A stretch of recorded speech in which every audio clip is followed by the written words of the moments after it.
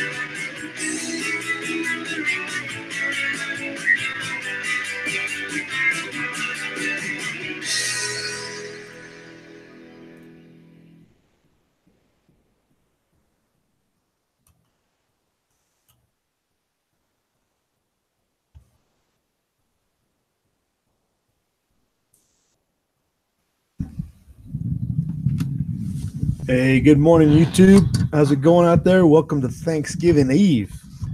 It's like the third or fourth best day of the year. Hey, what's going on, folks? How's it going? Looking pretty brisk out there today. Looks like in preparation for what they're terming the coldest Thanksgiving in at least a long while. So it's supposed to be cold most places. So be ready. We talked about that a little bit Monday. But we do have some serious precipitation coming on the West Coast finally. Looks like we're finally going to get our share of some of this weather with it already hitting the far coast area there of California. It's going to build up through the day. We're supposed to be getting something by the afternoon with snow in the mountains. So we'll see how much we get bleeding over into our area, but any little bit will help. Will be good. So that'll temper our coldness for a couple days, but we need the moisture and get those snow packed with mountains. The mountains packed with snow. Goodness. Hold on. More coffee is required. But the good little snowstorm going up there in New York, Pennsylvania area, northeast. I think everybody else is just supposed to be cold. So that's what to look forward to. Hey, we got Midwest Prepper up here this morning. What is going on? Yeah, almost the entire nation is clear. Yeah, it is. It's very vacant here in the middle. It's supposed to drop that cold bomb here. If it's just checked out the temperature gradient going on.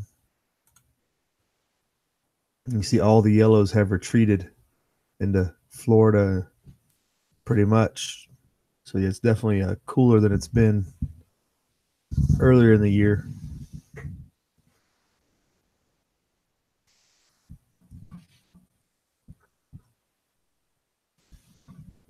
And I think this is the high temperature range.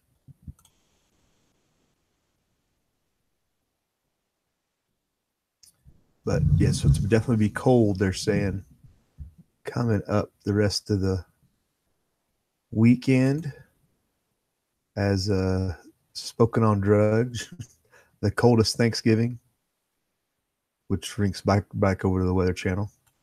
So they're definitely calling for it. Now, one thing getting started here, there's this romaine lettuce panic. Make sure you're, I guess, checking your meal plans. What's bizarre about this is they're saying all romaine lettuce. Don't use any of it. Doesn't matter where it came from. They don't even say where it came from. I don't believe. It's kind of unusual to have every single head in romaine lettuce that doesn't matter where it came from could be contaminated. I don't know how they're doing this, but they're asking to throw out all romaine lettuce. They're trying to learn more. I guess the E. coli concern scare, but they're not putting like any certain manufacturer or anything like that on it like they usually do, which is concerning because all romaine lettuce doesn't go through the same supply chain. Like you can't contaminate all lettuce with E. coli. Just thinking rationally, at least. But they're saying all forms of romaine lettuce, including pre-cut to whole heads to spring mix. So basically anything that has it in it. If you're unsure about whether or not the contents of your lettuce contains romaine, you're advised to throw it away. When did romaine become so dangerous? Any refrigerator services, romaine lettuce for storage should be cleaned properly.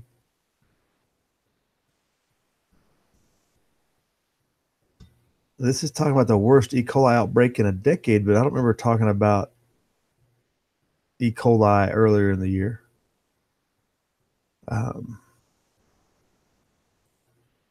The outbreak was just forced to which forced millions to throw out their romaine lettuce, was traced back to infected water canals in Arizona. 5 people died, which lasted from January to April. Okay, if we had romaine lettuce from January to April that was raised, isn't that already gone? 200 people were sickened. This is separate, I guess. But I don't remember us talking about this either. I don't remember there being a E. coli outbreak earlier in the spring. But anyway, we missed that one.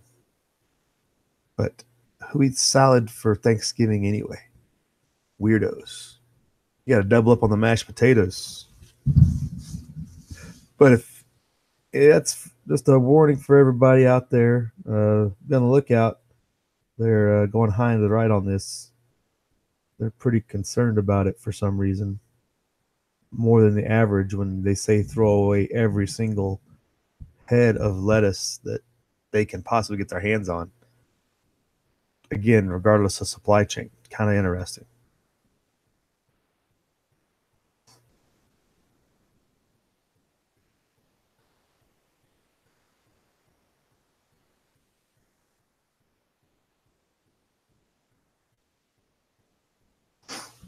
So, I don't know. More to follow on that, I guess. But keep your eyes out if you got salad plans on the table. Be advised that cold is coming for tomorrow as well.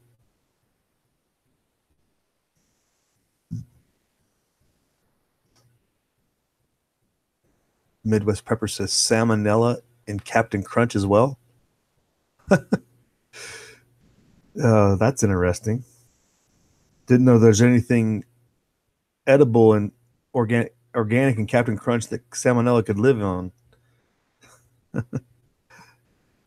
However that works. I hadn't seen that.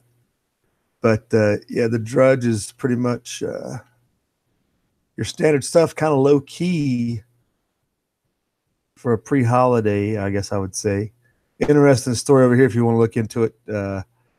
American tourists killed by a remote tribe with bows and arrows. Like, okay, how shocking is that? I don't know why it gets. It's like, what did you expect? But it's interesting looking out on the economic side. Wall Street's getting hit hard the last couple days, pretty hard. We were down. Where are we down to? Just slip over. We're at pre-market still. They're saying it's going to be up, but it's down over like 600-700 over the last 2 days. But it's funny looking at the front page of the CNBC. $9 trillion corporate debt bomb is bubbling in the U.S. Like, wow, CNBC, it took you $9 trillion to get to the bottom of this story. Like, where have you been? It's almost like CNBC has become Zero Hedge.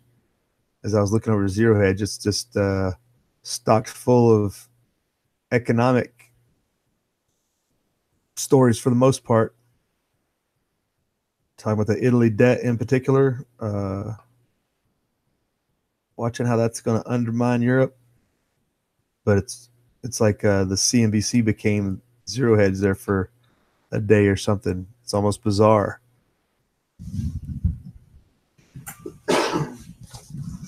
But you'd think that CNBC would be a little bit better on their game than to wait to $9 trillion to figure out there's a bubbling debt bomb. What happened to the $1 trillion debt bomb and the $2 trillion and the $3 trillion and the $4 trillion? Just kept going and going and going. The salmonella and Captain Crunch is sold at Target, says Midwest Prepper. Roger, sir. Don't buy Captain Crunch at Target. For all you highfalutin people that go to Target because you're too special to go to Walmart. That's all people that go to Target, people who think that they're too good to go to Walmart. That was always my supposition, at least.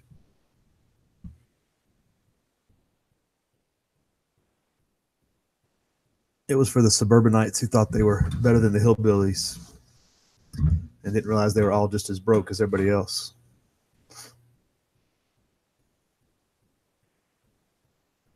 But I hope maybe Tommy Boy will break in here with us when the market's open and tell us what the latest update is. He seems to enjoy that. Breaking news.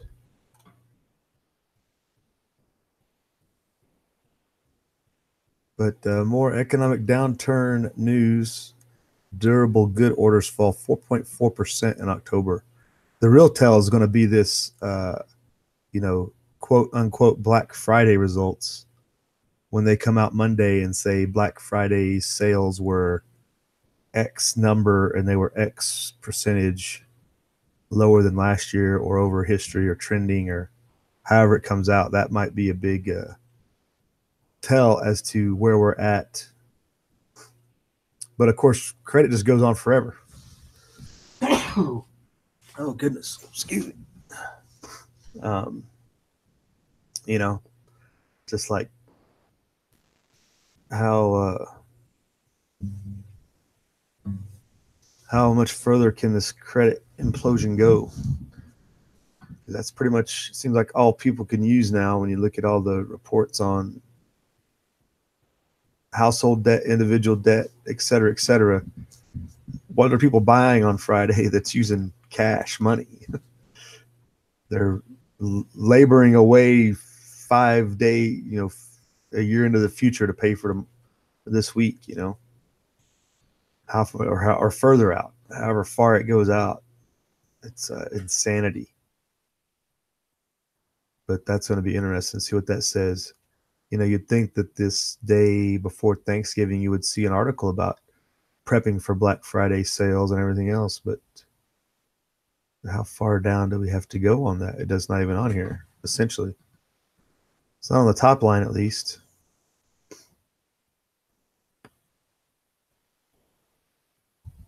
Yeah, Walmart is Target's the same crap with better lighting. Yeah, Walmart's got that natural lighting effect. Target might be in the wrong avenue. That's how Walmart has the advantage. They use the natural lighting. Target tries to be all fancy with lights, and spending more is not helping their bottom line. But having oil below $55 in the winter is good, and we can push that down below 50 would be really set. We'll see how that works out for us all. But what else is going on out there in the world other than throw away your romaine lettuce here before Thanksgiving?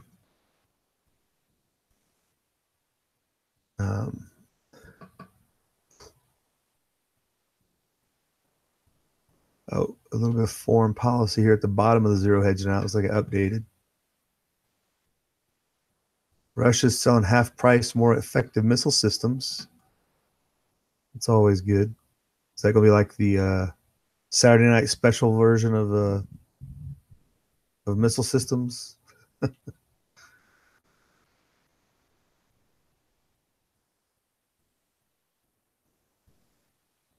Good morning, Joe Corano.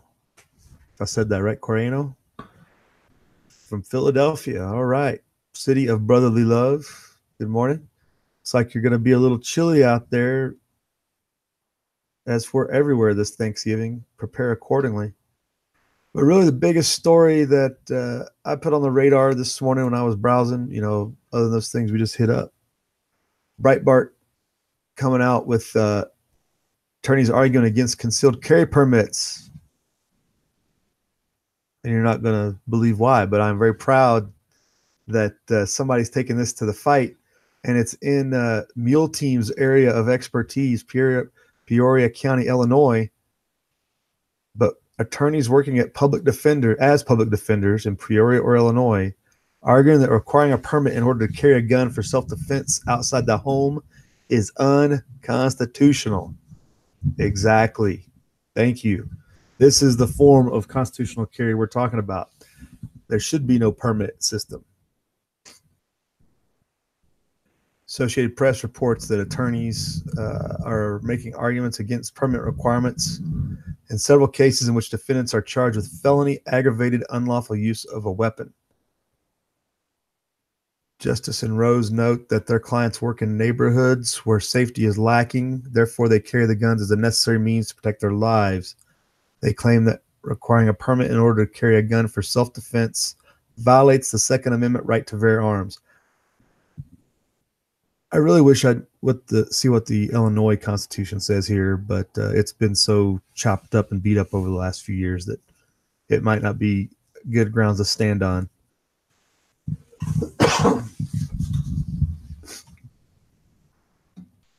The Peoria Journal-Star quotes Justice saying stricter gun laws or laws that don't apply equally to every citizen do not necessarily decrease crime or shootings. People will get their hands on guns legally or not. It makes more sense to address gun violence as a social and economic issue rather than title control. Rose is one of the lawyers adds, the rights to bear arms, free speech, voting, and trial by jury each are fundamental to our American identity, and the courts are required to articulate the meaning and extent of such rights and how, under the equal protection and due process clauses, such rights should be available for exercise. It is in this context that we have felt it appropriate to ask the court for guidance on these issues as they relate to the Illinois statutes. So that is going on in all places of Illinois where people are actually fighting for their real right, which is to be unpermitted to carry a weapon to defend yourself. Why would you need permission to defend yourself? Less the ones trying to permit you or trying to control you and prevent you from defending yourself, right? Tons of arguments you can make on why you shouldn't have permitting in this, but this is a good start.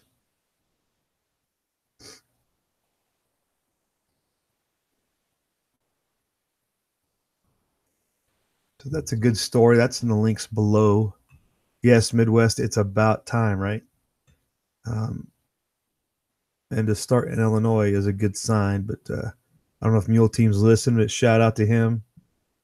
Hopefully he's recovering well and listening along. He probably already knees deep in this and knows all about it. But Gun Owners America shared that on the Twitter that tipped me onto it. And when was the story written? They don't. Good job, Breitbart. Don't date your stories. Most miserable thing about some online stuff. But anyway, so that's going on, and that's a good sign. Not saying that necessarily will get anywhere. What's really shocking, though, is that these are public defenders, assigned by the court to defend people, and usually they are the lousiest of all lawyers. Usually they're there to get you to plea down and just get out of the system, not drag the system down and block up court cases with arguments and discussions on rights and such things. That's interesting that public defenders are actually taking that step and that angle in this defense case. So I don't know. Maybe there's hope after all.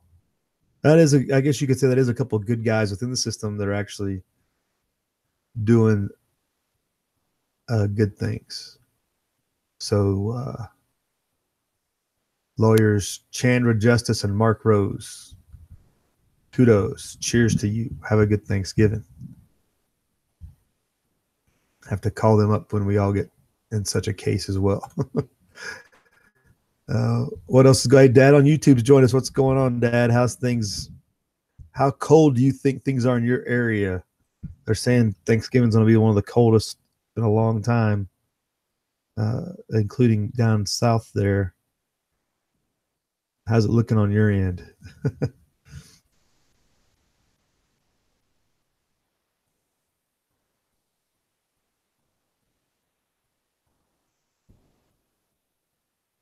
But it is a slow news day before Thanksgiving. It does seem like it's very under the radar. Let me check in on some of our usual suspects and see if we got any updates from outside the country on the impending collapse. Let me update the CNBC radar here, and market should be open about 5 minutes ago. Looks like the Dow is up, oil's up. So everything is kind of getting a bounce back from the crushing this week. if you know what I mean.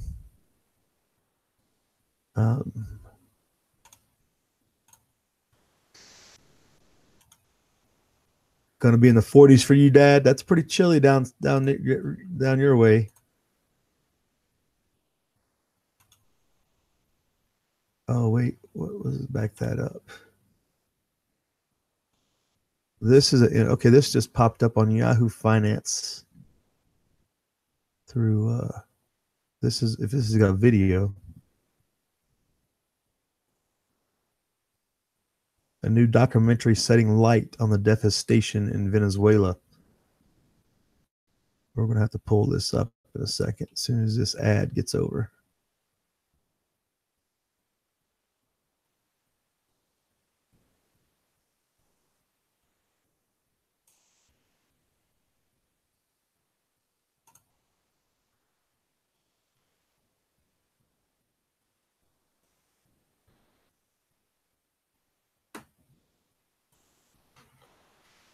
Let this ad run. Ad is done.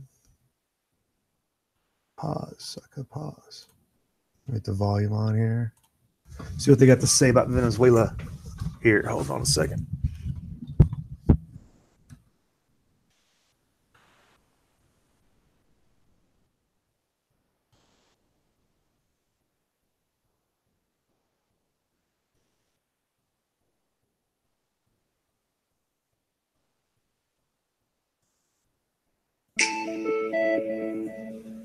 Turning to South America.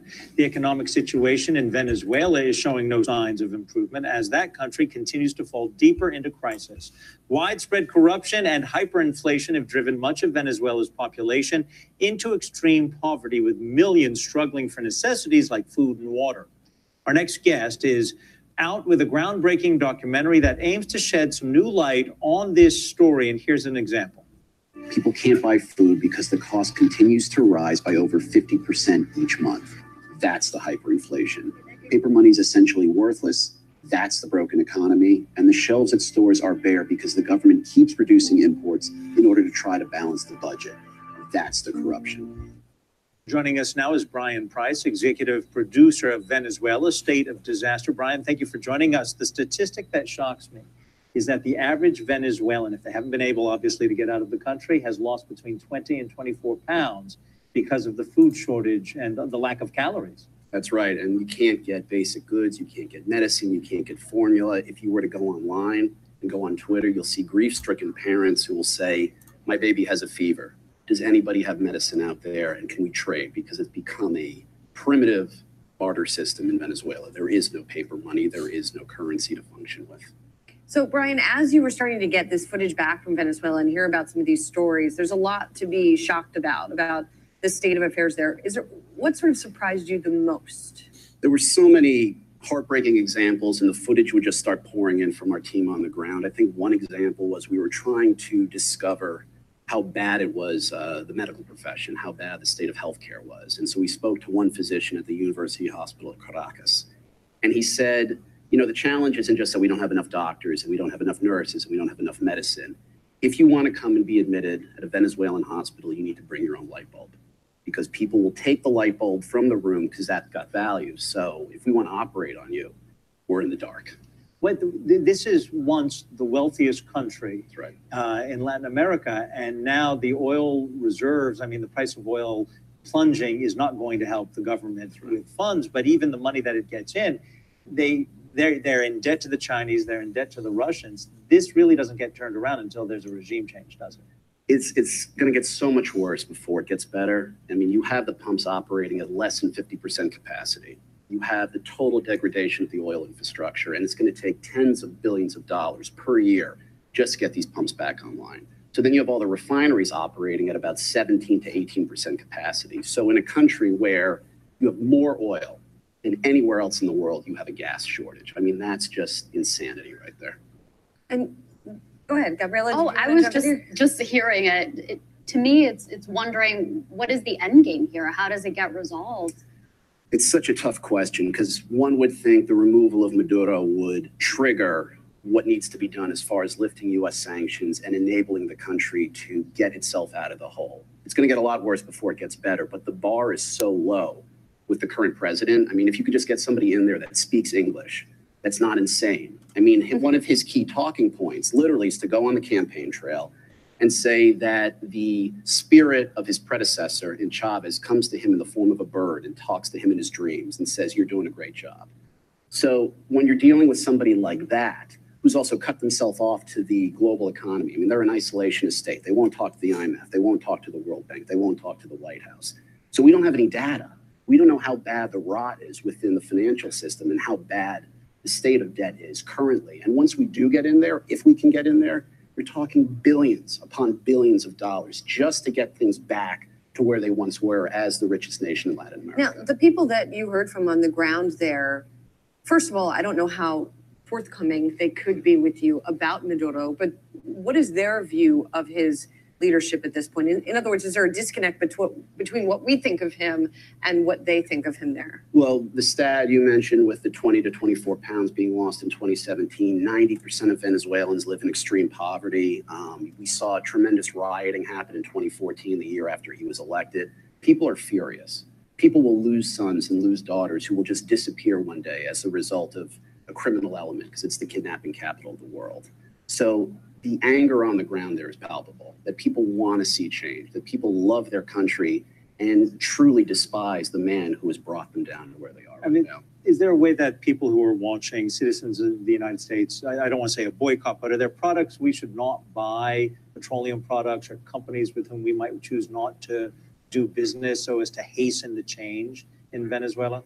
That's tricky just because we have U.S. sanctions right now that limit the U.S.'s ability to work with Venezuela. We've also limited the ability to buy debt. We can't do that right now. And when you're talking about cryptocurrencies, they've started a cryptocurrency, which is a preposterous idea. So as far as dealing with Venezuela, you know, we had contractual deals with the oil company. But they nationalized the oil industry. So right, it's PetroVesa is a state-run oil company, and that's been a key driver of all this corruption because you have the overlap. You have government officials also working alongside the state-run oil industry, and a lot of the time it's family members. And there's no money going back into restoring the pumps and the rigs. They're wearing Rolexes, they're walking around, they're fat, while the people of Venezuela are starving. But as far as bringing change, it's almost a waiting game at this point. All right. Brian, we appreciate your, we wish you the best for the documentary. And I think a lot of people want change for the Venezuelans and change for the better. 20 to 24 pounds and starving is not right. All right. So there's a pretty interesting documentary maybe coming up. I don't know how we'll monitor this thing. He didn't talk about, how it was getting publicized or anything, or when they're going to put it out or stuff like that. But I don't know. Maybe they'll do something. So I guess the name is going to be Venezuela State of Disaster, Brian Price, director. But yeah, more images of what we expect, I guess, coming out of there, and what we thought was coming this way. You talk about all the other third order effects out of that. The criminal element, child trafficking, kidnappings, all that stuff that goes on around this. It's a pretty big disaster, as they say. Yeah, Midwest Prepper said more people should really use Venezuela as a model to see what happens when your fiat money is worthless.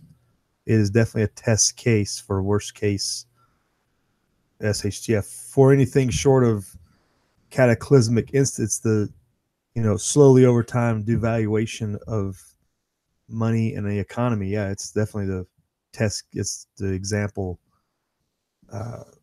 case that we can view, and we have been talking about this for a year plus now, right? Almost, maybe not quite a whole year, but tracking this, following it, the people leaving, border security issues, everything that goes into this whole collapse of Venezuela.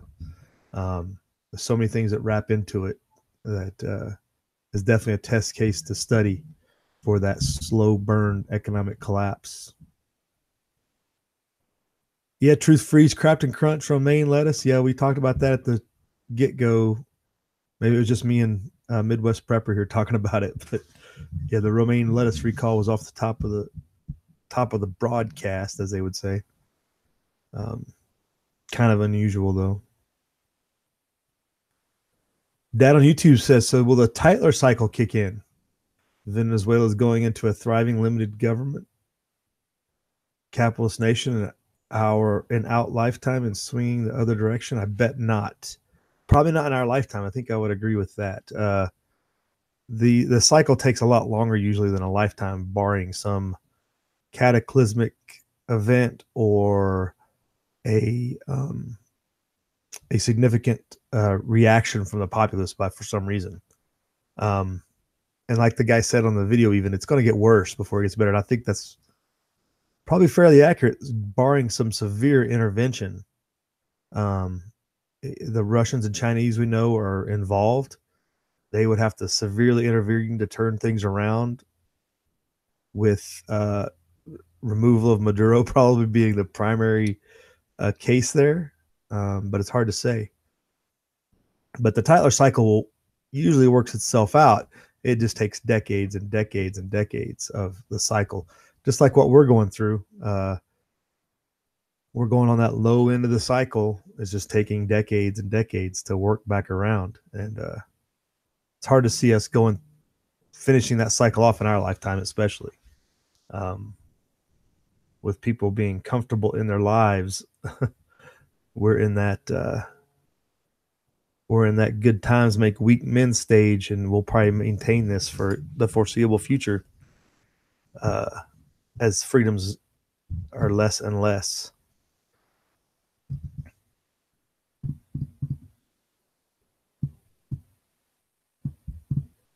Midwest Pepper says, interesting thing is romaine lettuce is CDC and always battles FDA. FDA lists Captain's Crunch. CDC is taking lead on lettuce. It's probably just a matter of where it was detected in the cycle. The E. coli made it out to a outbreak level probably in disease detection, which led the CDC to take the lead. FDA probably found it in the production process. That's usually the way that breaks down, just from what I know. If the FDA finds it in the production process before it gets out in the public, distribution, that's when those things come from the FDA. But when it comes from the CDC, it's already a disease in the population that they're tracking, type of thing. That's the way I would explain it, I guess.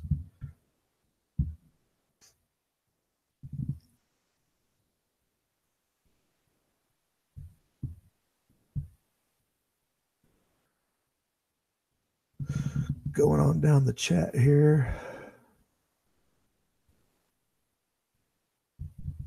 Midwest Prepper says, by the way, I haven't seen Greece in the news in months. Are they still on the brink? Yes, they are still. And just like it talks about the Italian debt crisis, the Greeks are being strung along by the EU as well.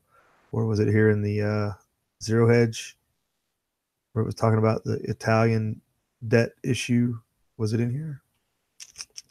Yeah, the Italian debt issue is in here, and they're always tied, them and Spain, Greece, Spain, Italy are net drags on the EU. With Brexit looming and Merkel on her way out, it could get very trying times for those countries, because it depending on who replaces Merkel, will depend a lot on how the appetite is for leading them along. And as it says, who will purchase the $1 billion of debt Italy expects. Germany has been dragging the EU around for so long. Can they still sustain it? It might mention Greeks and Spain in this article. Sometimes they briefly mention them as well. But who's buying the U.S. debt would be a question as well. Who are these fools? Well, they're bankers. Bankers playing the system, manipulating the system, getting leverage, and making a killing on the back end is usually the way that plays out.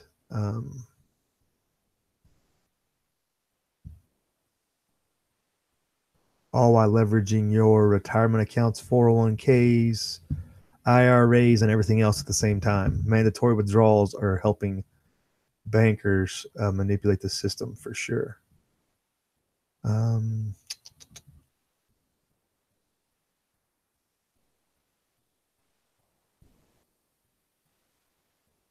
yeah, as it says here, meanwhile, in a galaxy far away. An interesting question from ECB Governor Noati, who will purchase the roughly 375 billion euros of debt Italy expects to issue in 2019. I suspect Italian banks will be encouraged to take that bet. Yep. It's the bankers in the end that leverage those positions. But it doesn't mention any of the other countries wrapped around it, just the EU directly. So, but anyway, yeah, Italy and Greece, Spain are all in debt crises, and the EU falling apart will not help them at all. Can only be a matter of time, right? Let's check out. Oh goodness, I can't spell this morning. I can't either. Oh, caps lock, truth freeze. It's not allowed.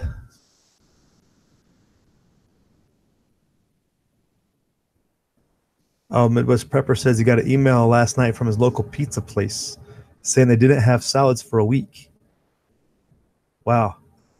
They're getting the word out, huh? I've never heard of that either. Very, very unusual for there to be a nationwide thing like that, because romaine's sourced from many different areas. And usually they go like one brand, a couple different brands or whatever, when they come from, like it was talking about the Arizona example.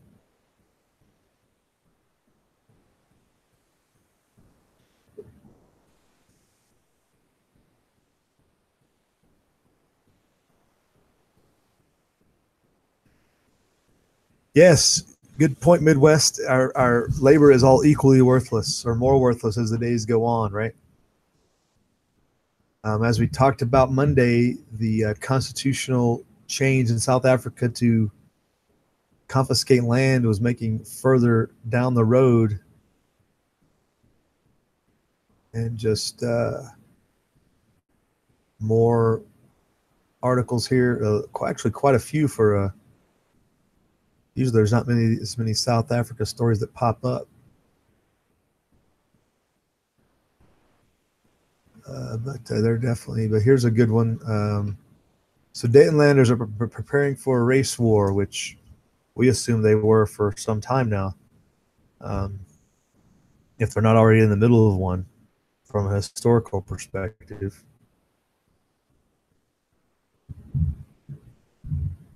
This is off of I think this is a South African paper. And inserting Donald Trump into South Africa politics is not going to help anybody. But that's the tie-in, that Donald Trump is doing this fear mongering in South Africa. That this is an interesting article. Take.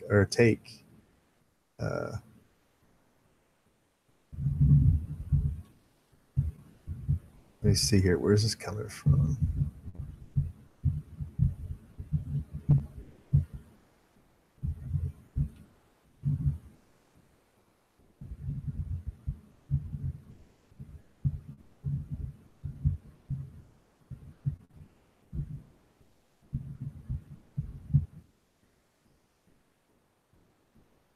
So this is a CNN source, it looks like.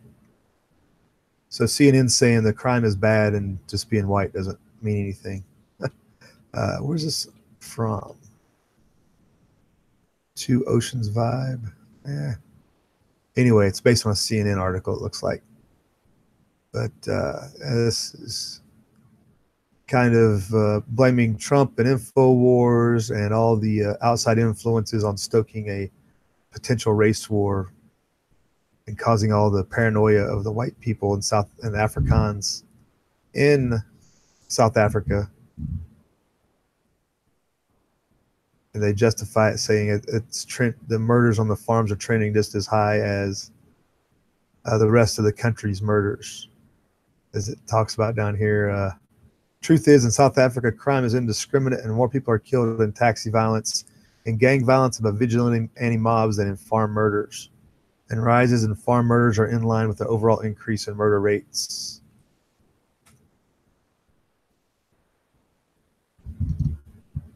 The talk of ethnic cleansing and genocide is just not backed up by statistics. So says CNN. But they can't deny the leaders' desire to have a race war and a genocide, as they've stated themselves and rallied around, I think is the concern. It's not that it's happening, but it's on the verge because of the rhetoric of the South African leaders. That is the concern, I think, that they're ignoring. It's not that it's here right now, but it's definitely on the verge between land confiscation and the political rhetoric that has been stoked by the South African leadership. But Sudetenlanders are planning for an evacuation of their members to rural South African refugee camps they will set up. Sudetenlanders cast themselves as victims. Okay, yada, yada. They're calling it online strategy and propaganda of the Sudetenlanders uses the same tactics as terrorist groups for recruiting members, says an official of a South African intelligence agency who is not authorized to talk publicly. So one of the guys that's conspiring against them is saying that they're already classifying them as a terrorist group. What does that tell you? The Sudetenlanders claim that their membership is now more than 130,000 strong. That figure is likely inflated, but something impossible to verify. So people are prepping, people are getting ready. It's just a matter of when does the government move and act, and what's the reaction?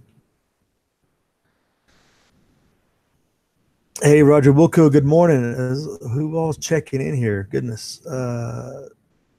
Billy Bird Outdoors checking in. Good morning.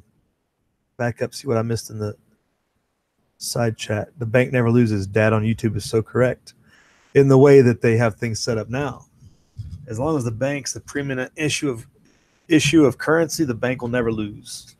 It's like going in a casino. The house never loses.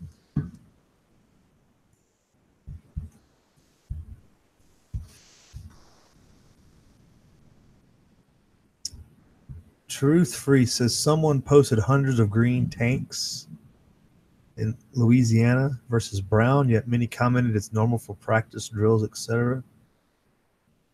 So ground versus green mean anything? So there was pictures of tanks in Louisiana, you're saying, like on a train or something? It's just a paint job. That's what I would say. It depends on how it goes. We went into OIF 1 so fast that there were tanks that weren't painted in time. We had several green tanks attached to us. It's just a paint job, really. It just depends on if they can get them through, and they have reasons to paint them. Obviously, they want to paint them brown when they go places brown, and they want them green when they go places green. But depending on where they are and what their future planned missions are, or whatever, I guess you'd say, like contingency plans. But brown versus green just means where they came from last, or that they're newer. They probably come out standard green, and they get painted brown if they need it.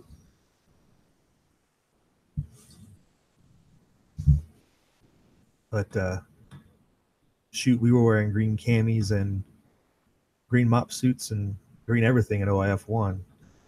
Sometimes the system just doesn't catch up.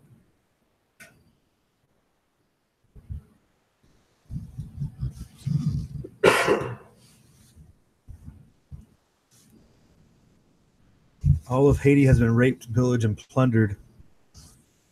Yeah, what's going on in Haiti? Now, there's been a lot of stuff about Haiti under the radar,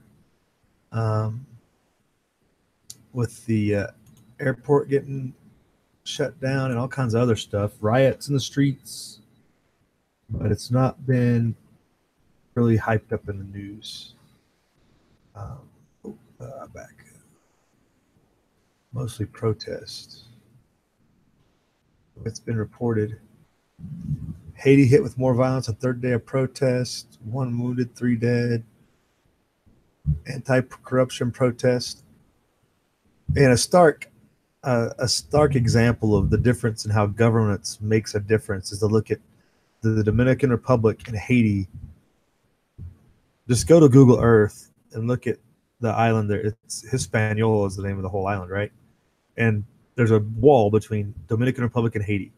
And you can tell the Haitian side versus the Dominican side just from the view of it from overhead.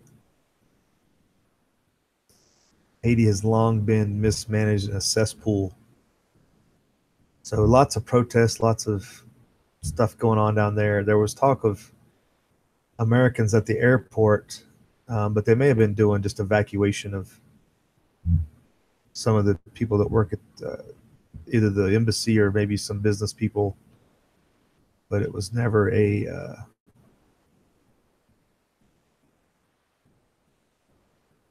big story on it. But this has been going on for a while. Here's October 17th. Well, that was last year. Thousands protest corruption last year. That's a long. So Haiti's definitely down the Venezuela model of dissent. These are all older 2018 articles. Or wait, last month. Are we in 2018? I don't even know what year it is. This is last month.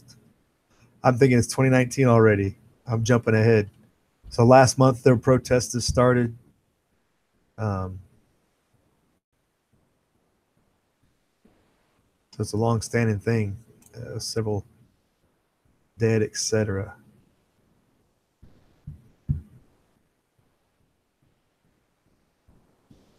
Green is Billy Bird's favorite color. Hey, TR Pepper, good morning.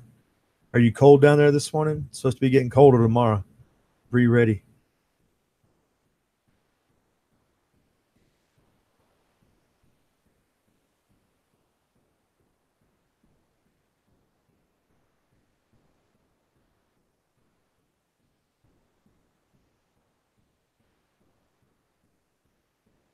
Right, Roger Wilco, you know the deal.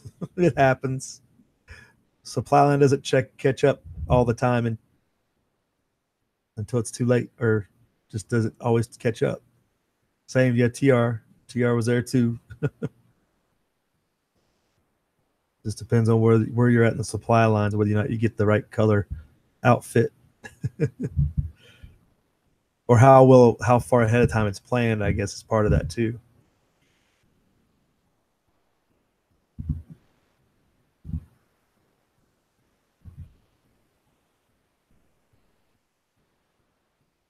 Yeah, oil prices, as Truth Free says, the oil prices and gas prices it mentions here are part of the protest issues. But Haiti's definitely going downhill.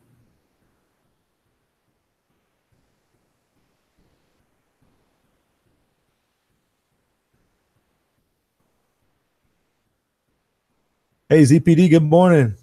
ZPD got a nice buck yesterday. Go check out his video. Shot it right there on camera. That was a good video. I like that.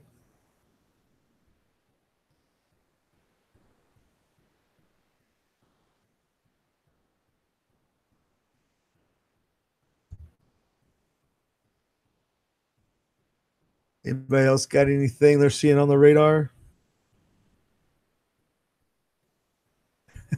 Midwest, reverse migration Midwest, right? At least this one time a year. Midwest Prepper has a house full of in-laws coming. He thinks he'd rather go to Venezuela.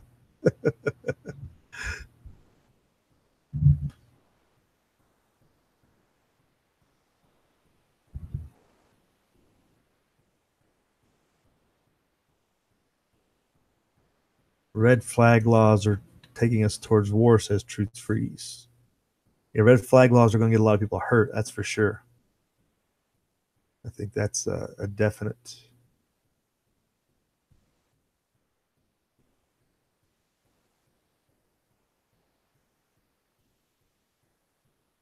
Oh, did you see that Truth Freeze? Yeah, that guy. Was it in Ohio or Illinois?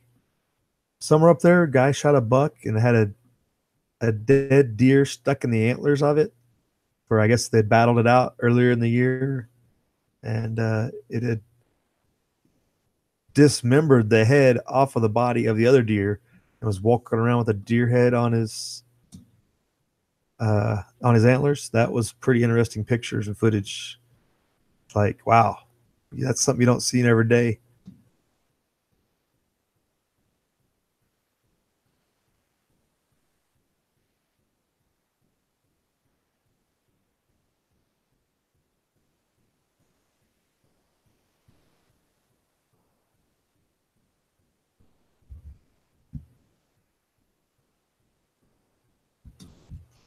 Yeah, TR, red flag laws are a doorway to some bad stuff. Yeah, they justify people's actions, and the unthinking and the unquestioning will go down and support them and do just do their job, as they say, and cause further problems down the road, as you're saying.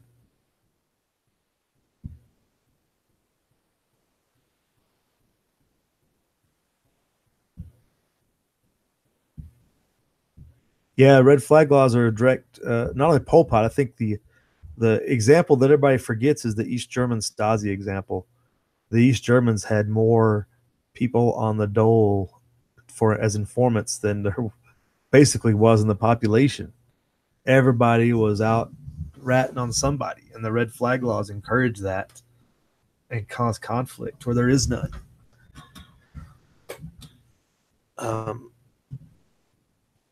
It's definitely very concerning. And all it's encouraging is people to speak out on something that they imagine or their feelings, which is even scarier. People just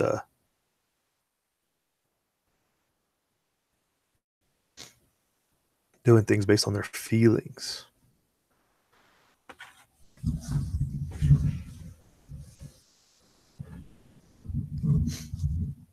Well, the thing is, there's already these laws in place just about everywhere. I think it's like 38 states that are not at the far end of if somebody calls and makes a statement, but there are different levels of that already across the country where there's a process in place without any conviction or you violating the law. They can still, based upon some other perceived mental history or some other event in your life, go ahead and get that and go in and do that. And the biggest thing is they serve it like a high risk warrant. And what do you think people's reaction is going to be when they've never committed a crime in their life and you're going to come at their door like that?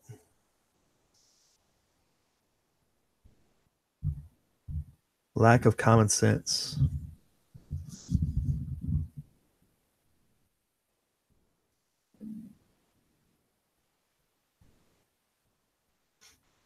See what the markets bounced up this morning. Looks like they stayed. It's going to be kind of a boring day, but again, if people were here earlier, the CNBC starting to look like zero hedge with all the debt bubble warnings and everything else on the page here, is slowing economy and everything else. Durable good orders fall in October. All the signs are pointing down overall for the most part. So be ready. But how much more can they inflate this debt bubble is the question. Among others. Recall $500 reward for folks to report preppers. There was a report about Napolitano saying that, or that actually happened somewhere?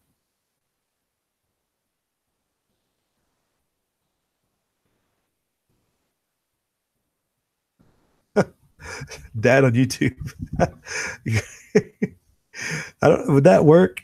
Dad's gonna spread spent brass and milk bones and all his heating ducts, so the search dogs themselves have a grand old time searching his house. That's an interesting concept. Can dogs be trained to search for just, I guess they smell gunpowder, right? They go for any residue, so they would find anything, not just the firearms, right? Right.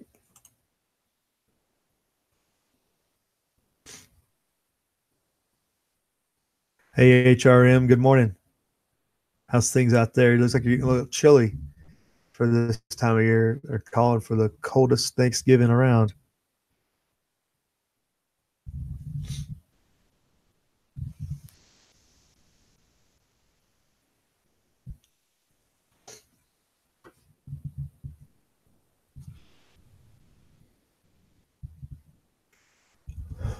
So if nothing else is going on, folks, we're going to cut this. Hope everyone has a good Thanksgiving. Watch out for that romaine lettuce. You should just be doubling up on mashed potatoes anyway. That's the way to go.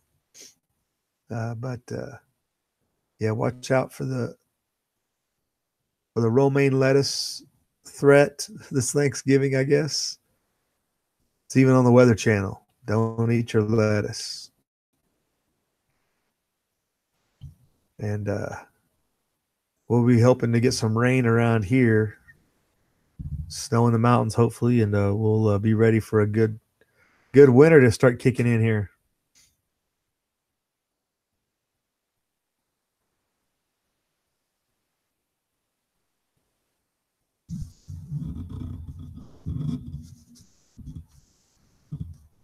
So yeah, everybody enjoy your Thanksgiving.